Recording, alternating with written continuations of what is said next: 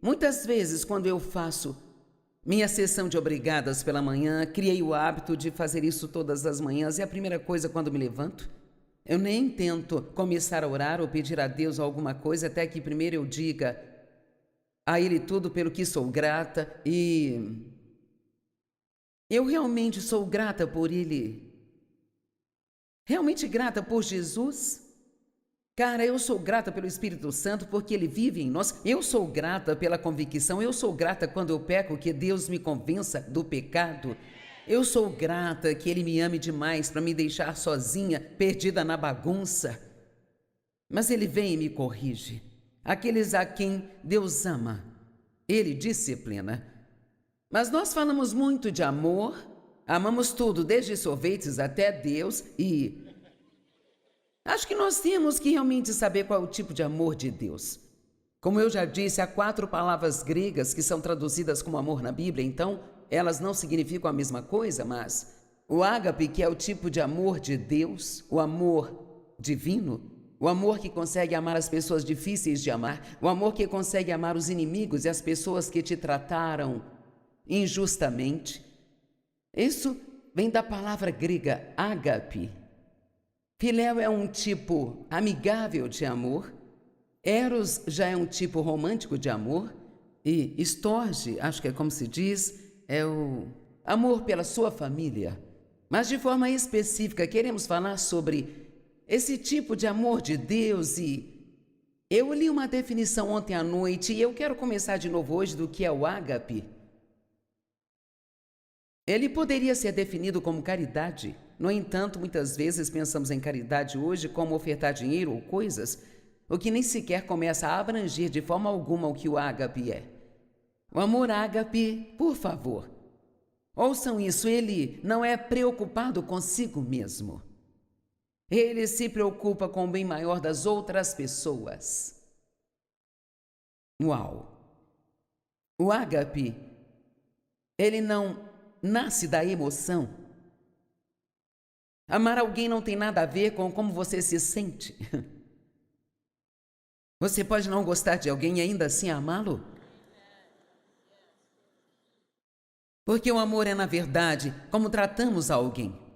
Não é o que pensamos ou sentimos a respeito dela.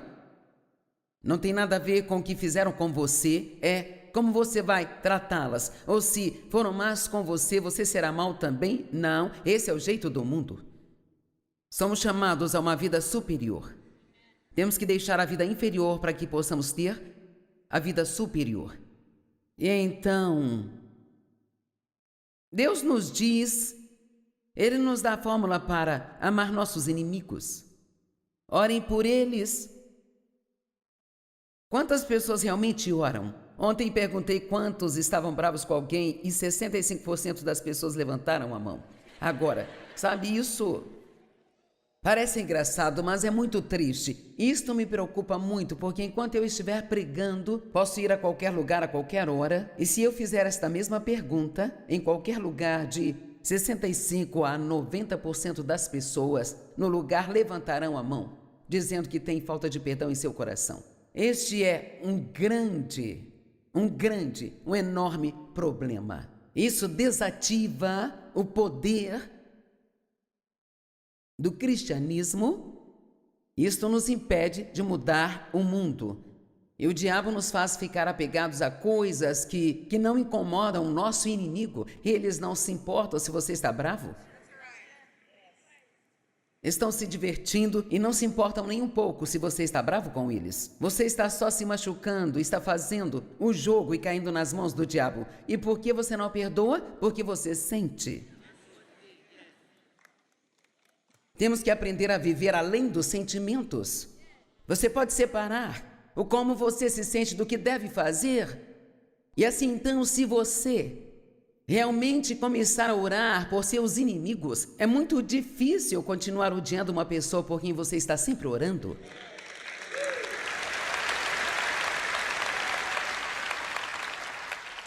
Então ele diz: abençoe seus inimigos, e você pensa, eu não quero que eles sejam abençoados. Mas veja, sabe, Deus não vai, se você orar por seus inimigos, não significa que Deus vai lhes dar um carro novo. A primeira coisa com a qual ele pode abençoá-los é com alguma verdade sobre o comportamento deles. Vamos?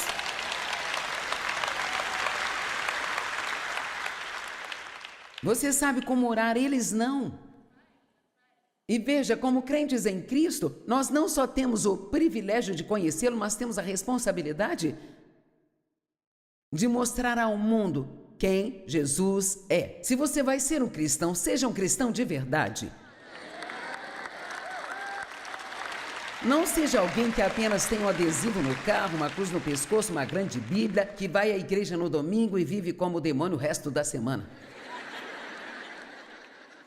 O incrédulo talvez não consiga perdoar, mas você sim, porque é cheio de Deus.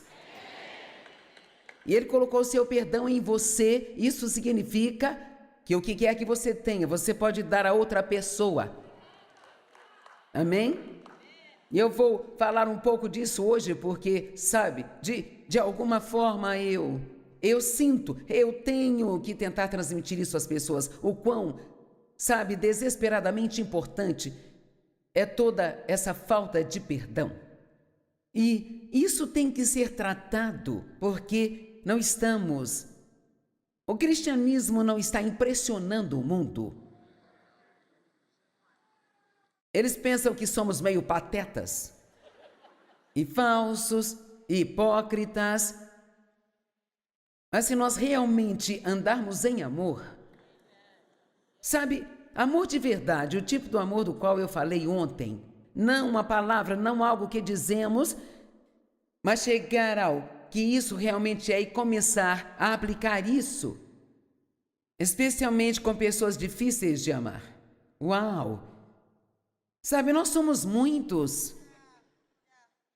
Quero dizer, há pessoas como nós em todo o mundo, e se todos nós tirarmos o foco de nós o suficiente e começarmos a realmente deixar Deus nos usar, eu acredito que Jesus pode mudar o mundo através de nós. E eu realmente acredito nisso, não estou só dizendo, realmente acredito nisso. Você ouviu alguns desses testemunhos esta manhã? O AJ esteve preso por ter matado, odiando a Deus, e agora ele trabalha no ministério. Sabe, Deus é tão incrível. Então, o ágape não nasce da emoção, do sentimento, da familiaridade ou da atração, mas da vontade, e é uma escolha. Então, qualquer um pode decidir perdoar alguém. E só porque você ainda sente que a sua pele coça toda vez que você os vê, não significa necessariamente que você não os ama. Porque o amor não é como você se sente, é como decide tratá-los. Eu vou orar por eles, eu vou abençoá-los. Se precisarem de ajuda, se Deus me pedir para ajudá-los, eu vou ajudá-los. E não importa se eu não receber nada em troca, eu vou fazer isso porque eu amo a Deus e por causa do que Ele fez por mim. Isso não é algo que você faz uma vez, uma única vez somente. Sabe, é melhor ficarmos realmente muito bons no perdão, porque tende a piorar quanto mais nos aproximamos da volta de Jesus. Fique bom nisso. É tipo, no minuto em que alguém está lá ofendendo a você, diga, não, eu escolho perdoar. Eu estive lá, já fui assim, isso não tem vida. E como eu disse ontem, eles podem até não merecer o seu perdão, mas você merece paz. Então faça um favor a si mesmo, perdoe. Você não está fazendo favor aos seus inimigos quando os perdoa, está fazendo favor a si. Jesus disse em Mateus 25, tive fome e você me alimentou, estive nu e você me vestiu. Eu estava doente, você me visitou, estive preso e você foi me ver. Bem, Senhor, quando? Ele disse, quando vocês fizeram ao menor dos meus irmãos, vocês fizeram a mim. Se realmente lermos estas escrituras e aceitarmos isso, o que ele está dizendo é a forma que você trata as pessoas, é a forma como você me trata. Agora, talvez eu precisasse dizer isso umas 10 vezes, mas não vou. Jesus é uma pessoa do povo. E se eu maltrato alguém, ele leva isso para o lado pessoal. E ele não gosta disso. Amém? Eu fiquei um pouco irritada ontem com o nosso piloto quando ele me chamou e disse que não conseguiria tirar o avião do hangar. É isso aí. A coisa onde eles guardam o avião. Porque a porta do hangar saiu do trilho e eu fiquei um pouco frustrada. Eu não estava sendo muito paciente, sabe? E então eu liguei para ele pedindo perdão. Veja, nem todos nós seremos perfeitos em todas essas coisas. Vamos cometer erros, mas no minuto em que você sabe que se comportou mal e foi rude com alguém ou tratou errado, seja homem ou mulher o suficiente para se humilhar e chamá-los e dizer: eu estava errado, eu sinto muito. Não vai te matar dizer: eu estava errado. E eu te garanto, as pessoas, elas te respeitam quando você admite que estava errado em vez de dar desculpas esfarrapadas. Amém? Eu lhes disse ontem que tivemos um dia e tanto ontem, esses dias eles trazem essa impaciência em mim que ainda está lá. Mas a boa notícia é que eu não contei, e pensei sobre isso ontem à noite, foi que a impaciência e a frustração que eu senti não duraram mais do que 5 minutos e eu fui capaz de resolver isso com Deus e superar. Mas sabe, há 40 anos atrás, isso teria sido algo que nunca iria embora. Eu teria arruinado o meu dia, minha semana, sido ruim com as pessoas, sido rude com as pessoas. Eu teria sentido pena de mim mesma, eu teria reclamado e gemido e resmungado. E então, nós estamos crescendo, igreja. Você está crescendo, eu estou crescendo. Enquanto estivermos crescendo, Deus está feliz com isso. Paulo disse: não que eu já tenha alcançado. Eu posso dizer: ainda não alcancei, mas eu decidi que eu vou continuar prosseguindo. Amém? Deus é amor. E onde o amor está, Ele está.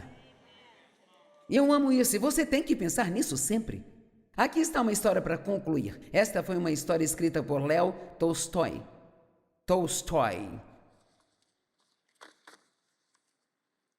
Sobre um sapateiro chamado Martin.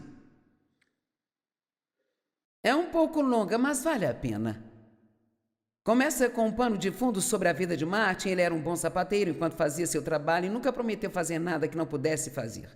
Ele vivia ocupado com seu trabalho em seu porão, que só tinha uma janela, e através dessa janela ele só podia ver os pés das pessoas enquanto passavam. Ele era capaz de reconhecer a maioria das pessoas por seus sapatos, já que havia trabalhado na maioria daqueles sapatos pelo menos uma vez. Ele tinha uma esposa, mas ela morreu e todos os seus filhos morreram em sua infância, exceto um filho de 3 anos de idade. Depois de ter pensado em mandá-lo morar com sua irmã, ele decidiu cuidar da criança sozinho. Martin, no entanto, não estava destinado a ter um filho, pois o seu filho morreu alguns anos depois com febre. Agora aqui está um homem que perdeu a sua esposa e todos os filhos que teve. Ele negou a Deus, imaginando como ele poderia permitir que tal coisa acontecesse.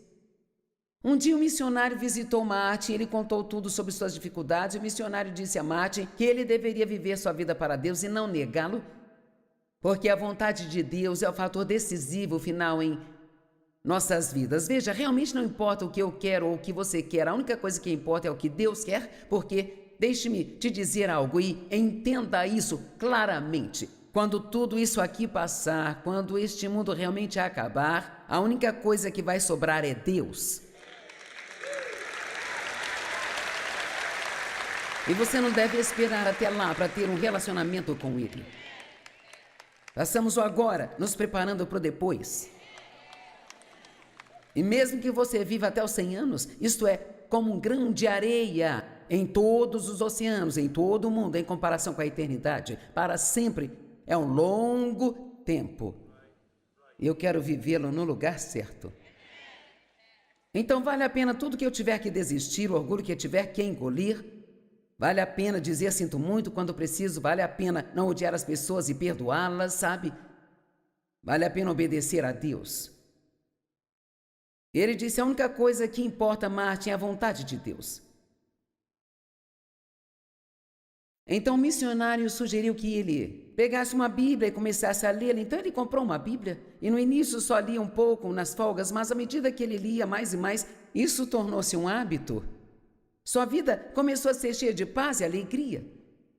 Depois do trabalho, ele se sentava com uma lâmpada e lia. Numa noite, Martin leu uma passagem sobre um fariseu que havia convidado Jesus para sua casa.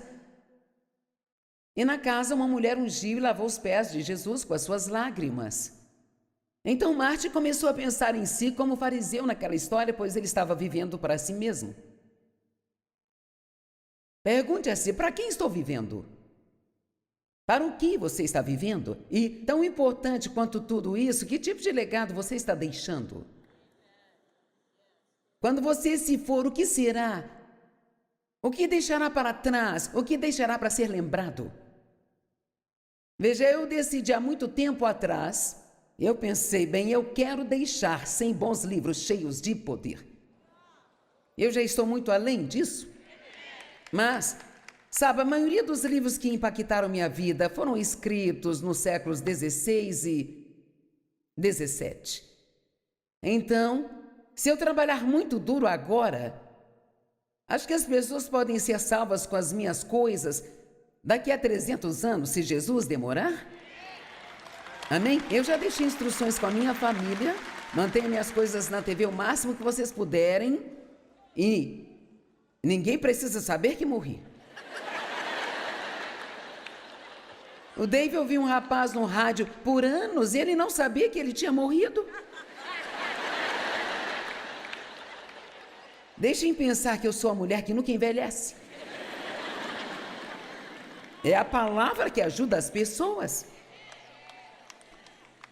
E eu disse a eles, se chegar ao ponto em que não puderem mais me manter na TV, se por alguma razão o ministério não puder continuar, eu quero que me prometam que colocarão todos os meus ensinamentos online gratuitamente para as pessoas ouvirem a qualquer momento que elas quiserem.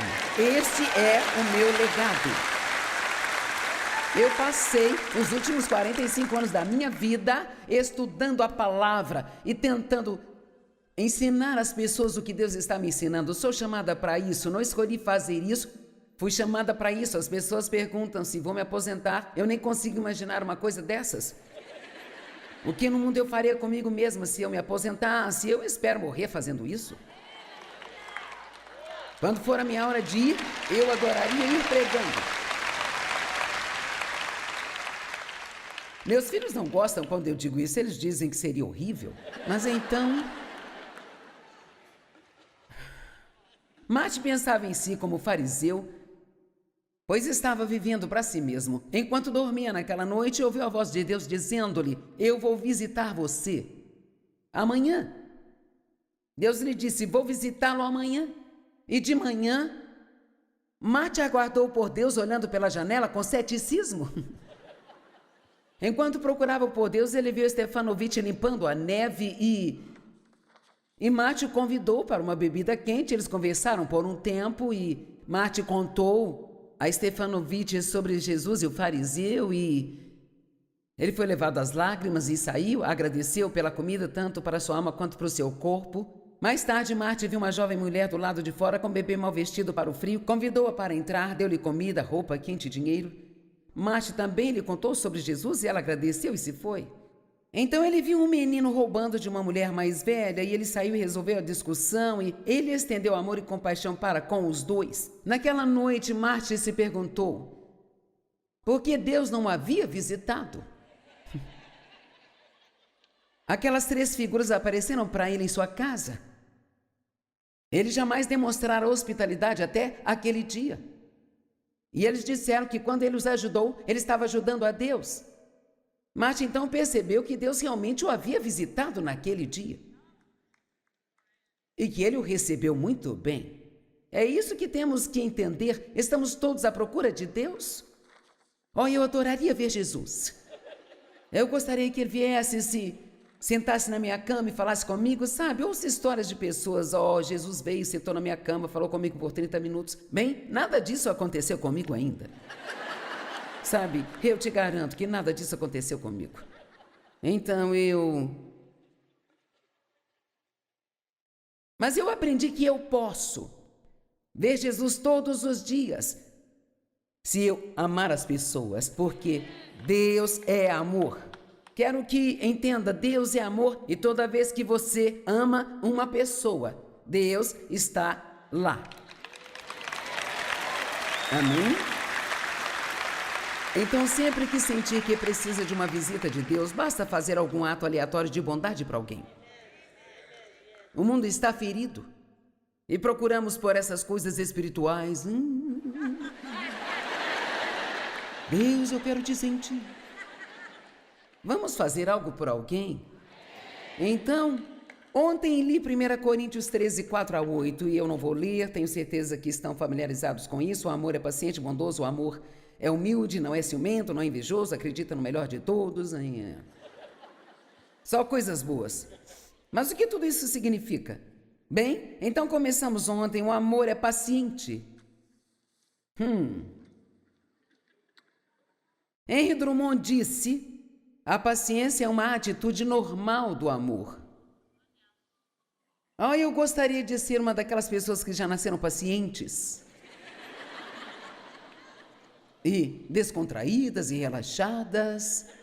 Mas eu não. Eu sou do tipo... Me preocupo com tudo. Se não estiver do jeito que eu gosto, eu mudo tudo.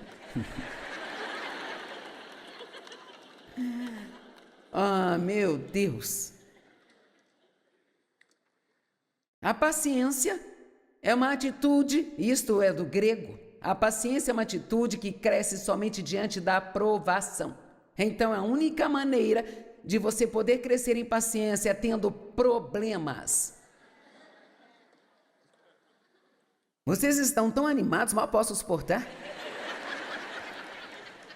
Então, o amor é paciente, mas só cresce diante da aprovação. É por isso que a Bíblia diz que quando temos provações, devemos ser extremamente alegres, sabendo que a aprovação da nossa fé produz paciência. E quando você é paciente, totalmente paciente, você é totalmente maduro e você é perfeito e inteiro, sem falta de nada. Uma outra tradução diz, não querendo nada. Você pode imaginar quanta paz teria se não quisesse nada e estivesse satisfeito com aquilo que Deus deu a você? Meu Deus, o descontentamento pode deixá-lo louco. Amém? E paciência diante da aflição imerecida. Paciência no agir bem é um fruto do Espírito e aperfeiçoa o caráter cristão.